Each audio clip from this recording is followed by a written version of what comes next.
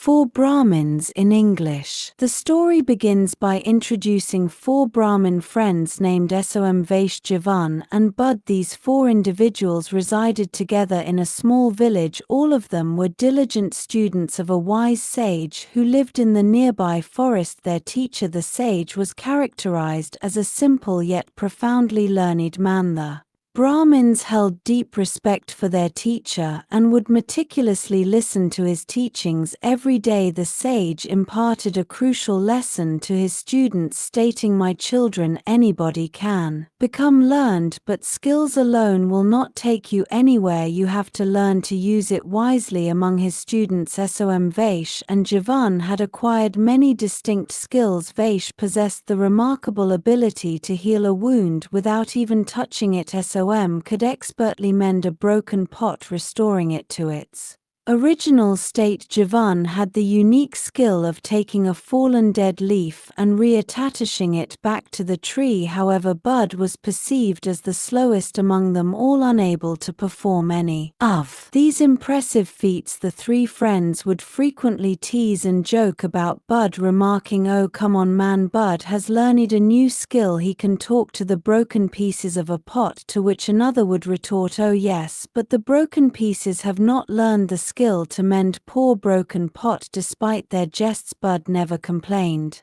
One day Bud inquired of his teacher, "Guruji, what do you mean by common sense?" The sage simply replied, "That's easy. Common sense is when we think before we act." One day Som, Vaish, and Javan made a significant decision to travel outside of their village. They reasoned that their current village was too small and that they would never be the most learned men if they remained there for the rest of their lives.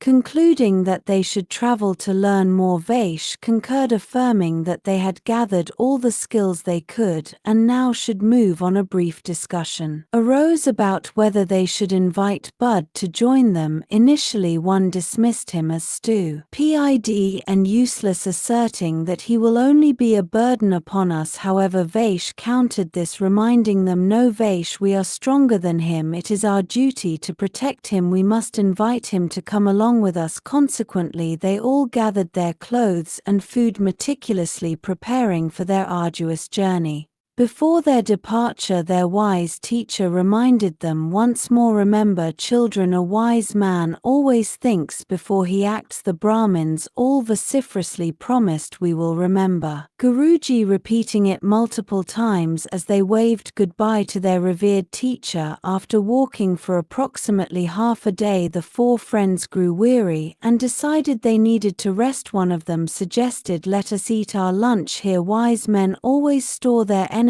for coming adventures." As they were about to settle down on a rock, Bud keenly observed something lying on the ground. "What is that?" he exclaimed. One of his friends sarcastically questioned him, "Oh Bud, are you going to be afraid of a pile of bones now?" Another wondered aloud, "I wonder whose bones are these?" Som confidently declared, "I can guarantee you that these belong to a lion. He must have died of hunger." When questioned how he knew it was a lion, he pointed out, "Yes, look at the structure of these bones. I am sure these are lion's bones." Suddenly Vaish proposed an idea. "Oh, wait, why don't I test my skills on him? What a good way to practice." He announced his intention to rearrange this pile into a skeleton of a lion. Before anyone could utter another word, Som began to chant some mystical words. Instantly a bright light emanated from the pile of bones, and they miraculously rearranged themselves into the complete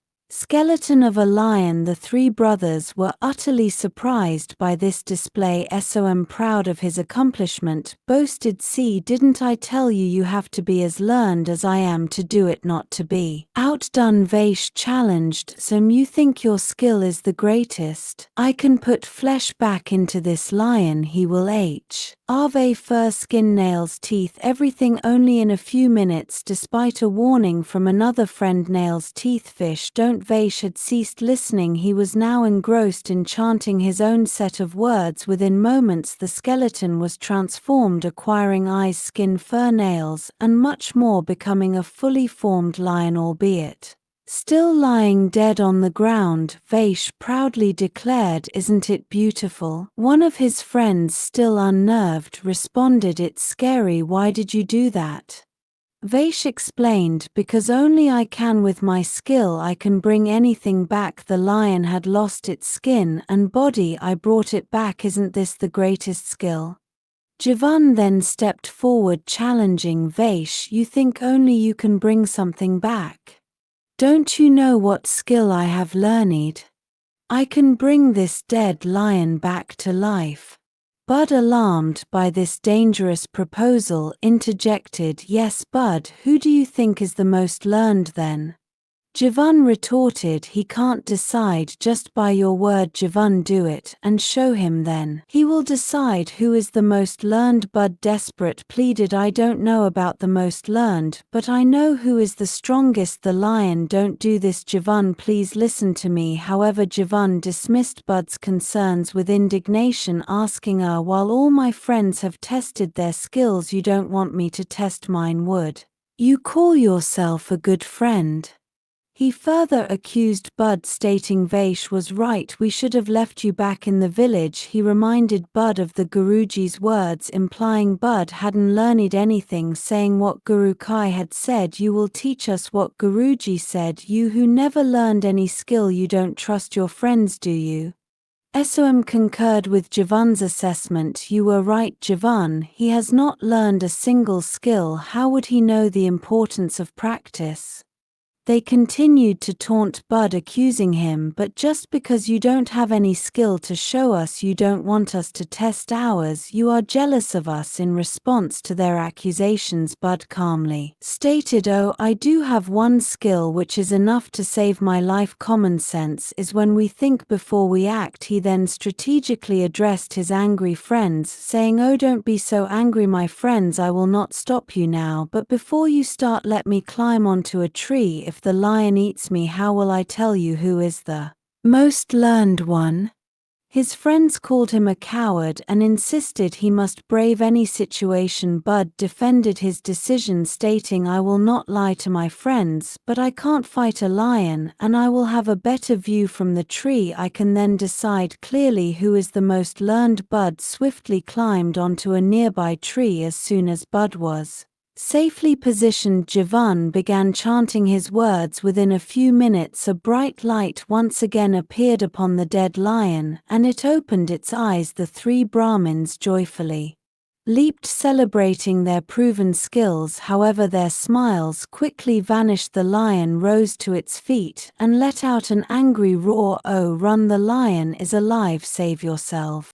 They cried, but the Brahmins were paralyzed by fear and could not move. The hungry lion immediately pounced on them. The poor Brahmins were utterly helpless and could do nothing to save themselves. The lion devoured all three Brahmins one by one. Bud remained on the tree watching the horrific events unfold. After the lion departed, Bud cautiously climbed down from the tree. He found only the bones of his friends remaining. Reflecting on their tragic fate, Bud lamented, "You were all learned, but if only you had remembered Guruji's last message, you would not have met this fate. Remember, children, wise is the man who thinks before he acts." The tragic tale of the four Brahmins serves as a poignant narrative illustrating the crucial distinction between mere acquisition of knowledge or specialized skills and the profound importance of practical wisdom and common sense. At its core, the story highlights the sage's fundamental teaching: skills alone will not take you anywhere. You have to learn to use it wisely. This statement establishes the central theme that intellectual prowess without judicious application can lead to calamitous outcomes. The Guruji's definition of common sense, as when we think before we act, further underscores the necessity of foresight and prudent decision-making, particularly when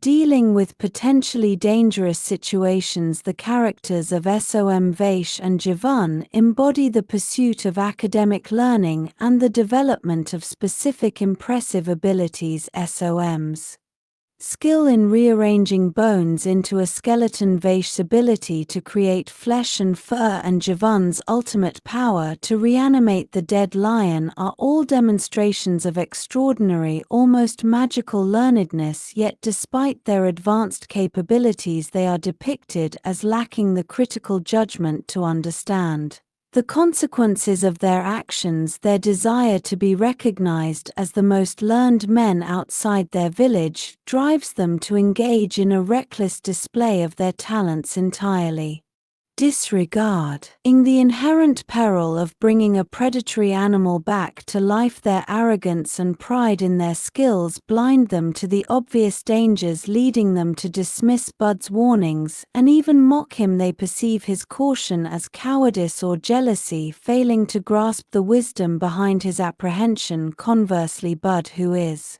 initially dismissed by his friends as stupid and useless and lacking any discernible skills, represents the essence of common sense. He understands that while the revival of a lion might demonstrate impressive learnedness, it simultaneously creates an immediate and deadly threat. Bud's simple yet profound understanding of the Guruji's lesson about thinking before acting is what ultimately saves his life. His decision to climb the tree rather than participate in or directly confront his friend's folly is a clear example of applying common sense in a dire situation. He prioritizes his survival over proving his bravery or learnedness to his peers. The story reaches its climax with a profound irony. The very skills that Som Vaish and Javan so meticulously developed and proudly showcased become the instruments of their destruction. Their learnedness, unaccompanied by wisdom, leads directly to their demise at the jaws of the very creature they created. The repeated warning by the Guruji, "A wise man always thinks before he acts," which the Brahmins verbally promised to remember, was tragically forgotten in their pursuit of glory. Bud's survival and his final reflection underscore the story's central moral. True wisdom lies not just in acquiring knowledge or skills, but in the judicious application of that knowledge and the foresight to consider the potential repercussions of one's actions. The narrative serves as a powerful cautionary tale about the dangers of arrogance and the indispensable value of practical intelligence over mere intellectual capacity.